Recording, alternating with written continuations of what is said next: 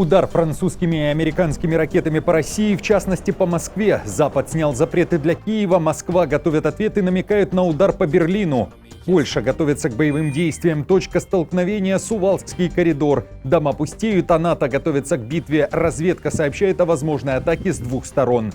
Нехватка ПВО. Украина получает удар не только со стороны России, но и от западных союзников. Почему?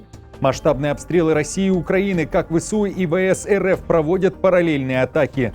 Путин и Зеленский делают заявления практически одновременно и оба о войне. Что в срочных посланиях народам? Досмотрите.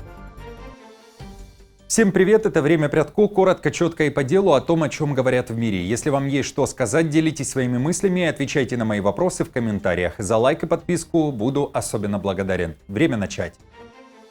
Дома пустеют, а напряжение растет в польском городе Сувалки. Только и разговоров, что о войне с Россией. И не просто так. Город находится близко к Сувалкскому коридору. Точку, где, по данным западных разведок, и может произойти война между силами России и Североатлантического альянса. В эпицентре территории, где может начаться Третья мировая, а точнее на границе Литвы и Польши, сейчас проживает 150 тысяч человек. Издание Bild вновь со ссылкой на разведку пишет, что если Путин решит ударить по альянсу, он ударит здесь. Коридор зажат между союзной Путину Белоруссию и российским Калининградом. И если Москва возьмет эту полосу под контроль, то страны Балтии будут отрезаны от остального НАТО. А это означает одно – ни поставок, ни подкреплений, только одиночество перед лицом войны.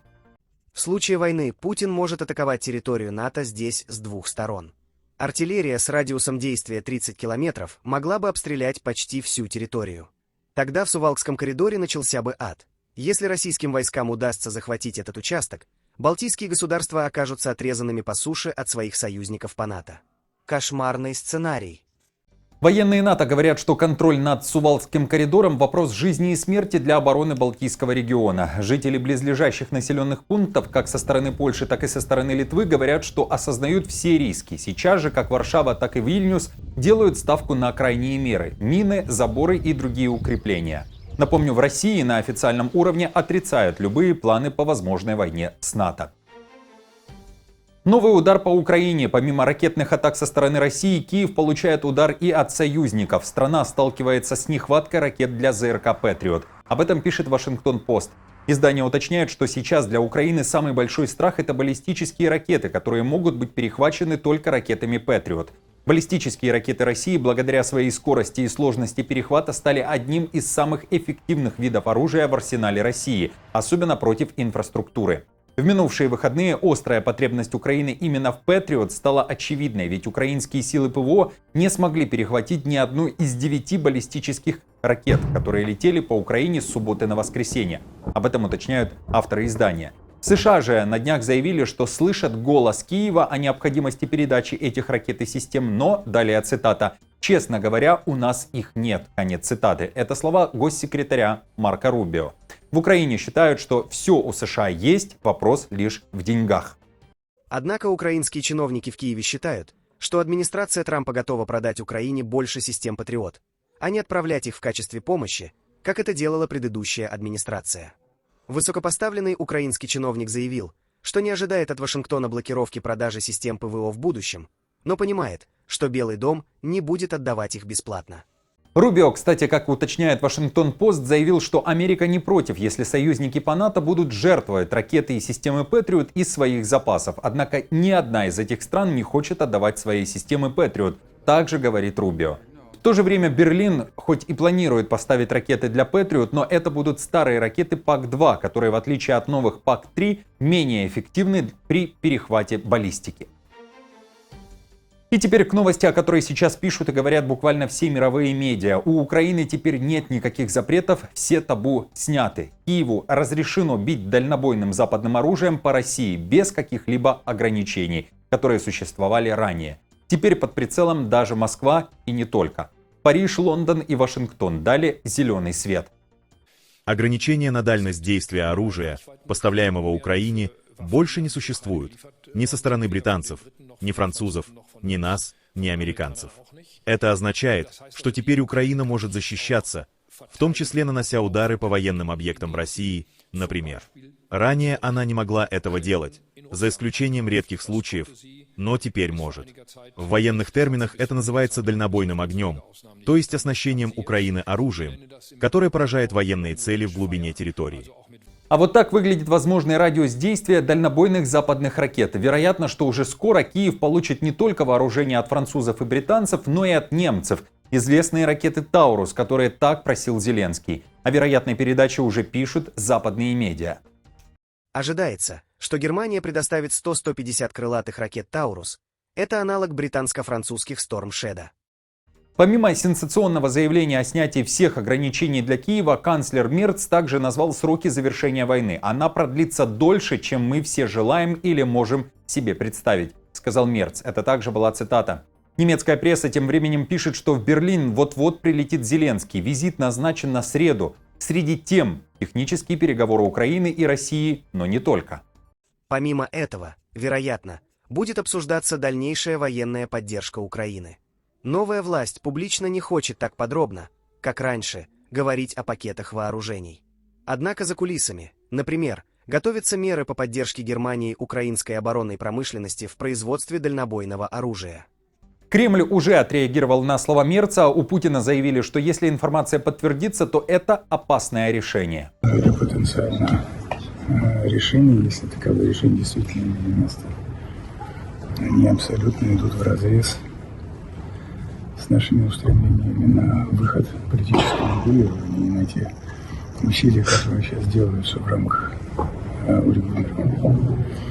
То есть, достаточно опасное решение, если они будут. А в Госдуме РФ уже заявили, что Россия готовилась к такому повороту событий и готова. И первой пострадает Украина, а после и европейские страны. Журналисты Кремля пишут, что под прицелом Москвы теперь находятся все европейские города, в том числе и Берлин. У нас все есть.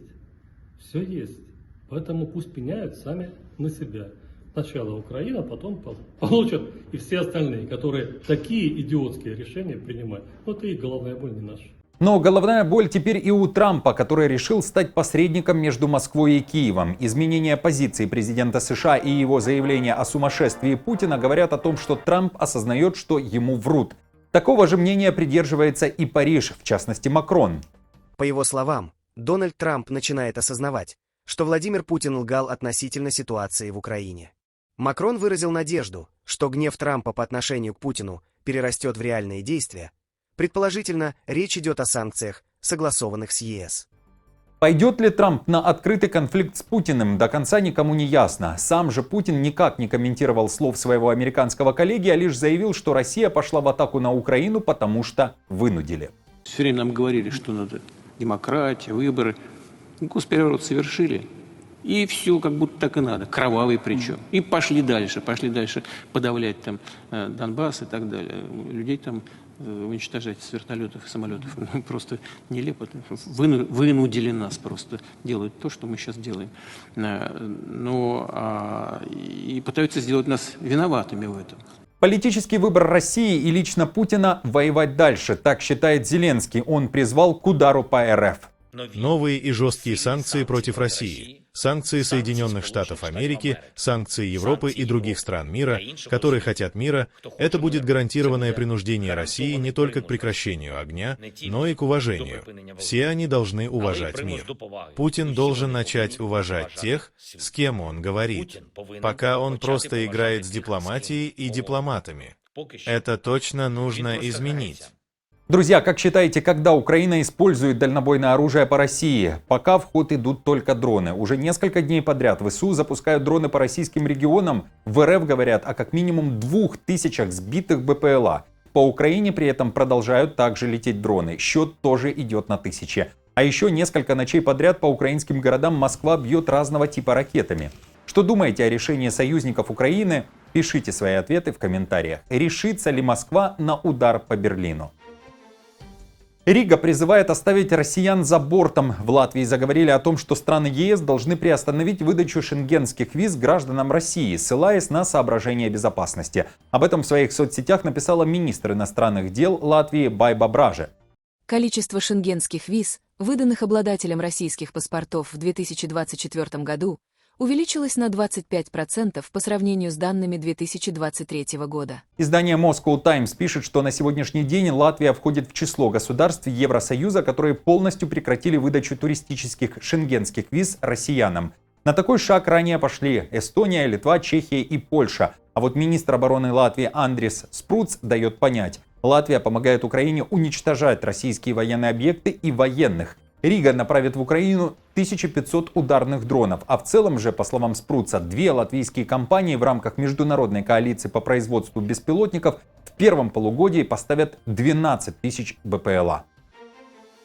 Макрон дает ответ и просит успокоиться. Президент Франции был вынужден лично оправдываться за странный эпизод, который миллионы в сети сочли пощечиной от его супруги. Будто Брижит Макрон решила поставить супруга на место еще до выхода из самолета по прилету во Вьетнам. Едва успев перевести дух от шквала хайпа, Макрон заявил, что это не семейный скандал и абьюз, а лишь шутка. Кроме того, Макрон отправил сигнал в Москву, намекнув, что оттуда растут ноги, когда речь о каких-то скандалах. Вспомнил французский президент и инцидент в украинском поезде, когда направлялся в Киев. Тогда, убрав со стола салфетку, СМИ писали об употреблении им запрещенных веществ. Подтверждения таким заявлениям не было. Одно и то же видео можно интерпретировать с огромным количеством глупостей. На этих 3 записях я поднял салфетку, пожал кому-то руку и просто пошутил с женой, как мы часто это делаем. И напоследок не о политике, а об искусстве. Вы так часто пишете о том, что нам не хватает хороших или же необычных событий. Итак, силиконовые младенцы захватили Бразилию и даже дошли до парламента. В стране набирает обороты новая кукольная мания. Гиперреалистичные младенцы, которых не отличить от живых. Их делает компания Alana Babies, основанная художницей Аланой Насименто еще 17 лет назад. Сегодня ее фабрика выпускает до 40 кукол в месяц. Каждая сделана вручную, с вживленными волосами, проработанной мимикой и кожей, как у настоящих новорожденных. Но такие реборны — это уже не просто игрушки. Их используют в терапии как помощь людям, пережившим утрату, а также для тренировки будущих родителей или же просто как арт-объекты.